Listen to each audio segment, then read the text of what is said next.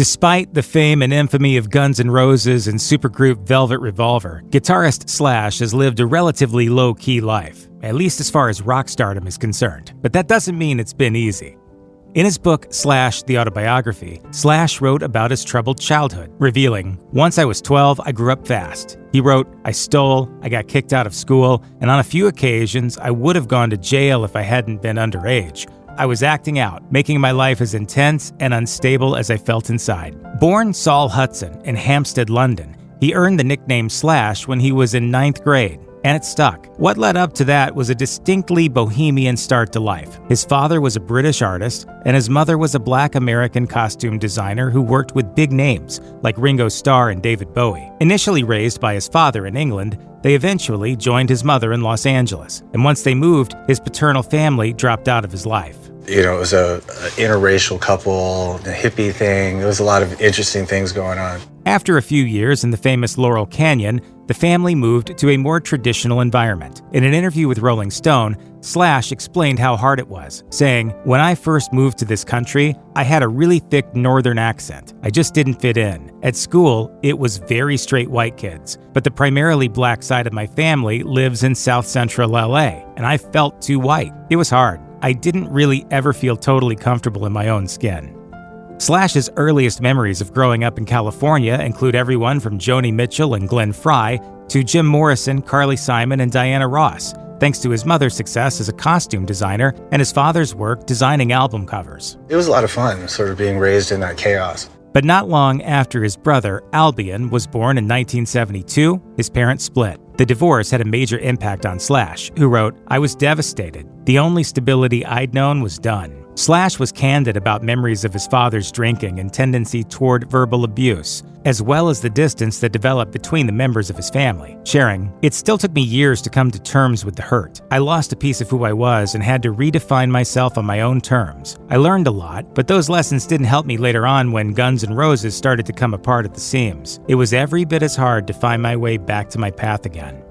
Although the release of Guns N' Roses' debut album Appetite for Destruction in 1987 should have found Slash on top of the world, that's when he experienced what he described as one of the worst days of his life. He was in New York, staying at the Milford Plaza, when his old friend Todd Crew, the bassist for a band called Jet Boy, showed up looking for him, distraught over breaking up with his longtime girlfriend. In his autobiography, Slash said they spent time drinking, eating pizza, and taking Central Park carriage rides, which eventually escalated into using heroin. Suddenly, around 18 hours into the day, Crew collapsed. Slash was able to revive him and get him to bed, but when he stopped breathing, he called 911. He recalled, "I couldn't save him. Todd, all of 21 years old, died in my arms." When he returned to LA for the funeral, everyone blamed him. Slash remembered, "On top of the morning, an unjust black cloud of accusation followed me around, while I'd been the one in the end who had done everything possible to keep Todd alive."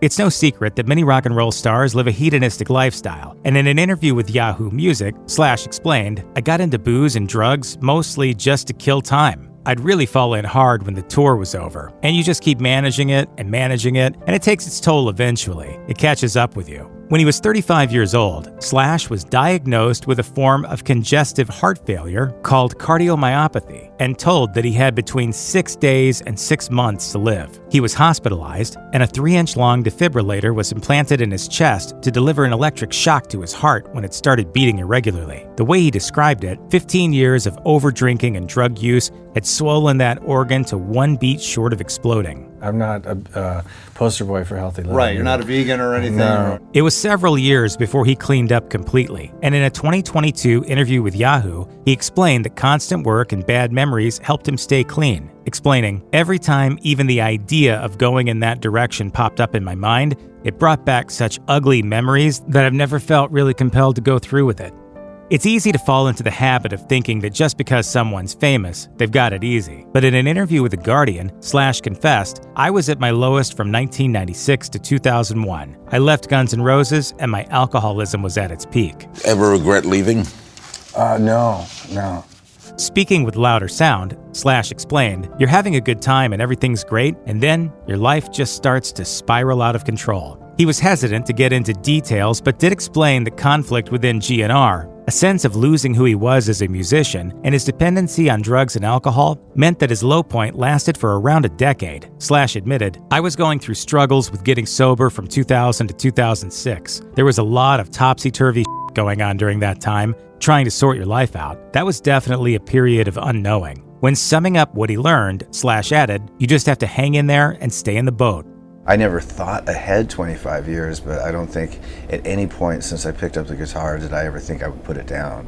Slash has written a few books, including his 2007 autobiography and The Collection, Slash, a look at his life through his guitars that was published in 2023. However, during an interview with Louder Sound, Slash admitted he never really wanted to write a book but felt pressured to do so out of necessity. He explained, "The biggest thing that prompted me to write a book was the out-of-control reality of the internet, where people just make up and stories branch out from there. That was really frustrating, because a lot of the stuff that was going on with GNR was really off the mark." He also mentioned the numerous unauthorized and inaccurate biographies that were out there. So Slash's books weren't so much about wanting to tell his story, but feeling as though he needed to. It's no secret that Slash's departure from Guns N' Roses and his very public feud with frontman Axl Rose is the stuff of legend. But according to Slash, much of what's said just isn't true. And in Slash, the autobiography, he gives a pretty heartbreaking example of something that was circulating in the court of public opinion, which he says never happened. In 2006, Rose released a statement with a slew of accusations, including claims he'd been forced to defend himself against attacks from both Slash and fellow GNR alum Duff McKagan. Rose also claimed that the previous October, Slash had shown up at his house to essentially ask for an end to their feud, while bad-mouthing McKagan and Velvet Revolver's Scott Weiland. But in his autobiography, Slash wrote that not only was it not true, and that he hadn't spoken to Rose since 1996, he added, "The fact of the matter is, this incident and the resulting negative effect it had on Velvet Revolver was very unsettling to me. I can barely even talk about it still. What hurt the most was that I had to defend myself to my band." Hindsight, it's often said, is 20/20. In Slash, the autobiography, he set the record straight on his departure from GNR, writing, "I consider leaving GNR one of the smartest decisions I've ever made. There's no doubt that if I'd stayed with the band under those circumstances, I'd surely be dead now because of too much unnecessary drama." It wasn't even me necessarily leaving the band. It was not continuing on with the new band that Axl put together. As far as he was concerned, the blame was not only on Axl Rose's shoulders, but the people Rose had surrounded himself with. He also wrote that there were a few times when he and Izzy Stradlin reunited, including a prolific 2-week period where, Slash recalled, "We wrote about 12 songs that would have been the best Guns N' Roses record, hands down." In 2022, Louder Sound asked Slash why Stradlin declined to be a part of the GNR reunion. He cited some unspecified yet irreconcilable differences, and spoke about resenting Stradlin for quitting the group in the first place, saying, "I was admittedly resentful of that whole trip with Izzy leaving, because when he quit, he was looking at us going, those guys are gonna die." So there was a certain kind of resentment there, of not really understanding or appreciating where Izzy was coming from. In hindsight, I still sort of feel the same way, I guess, about that, but it's hard to really understand exactly what that was all about.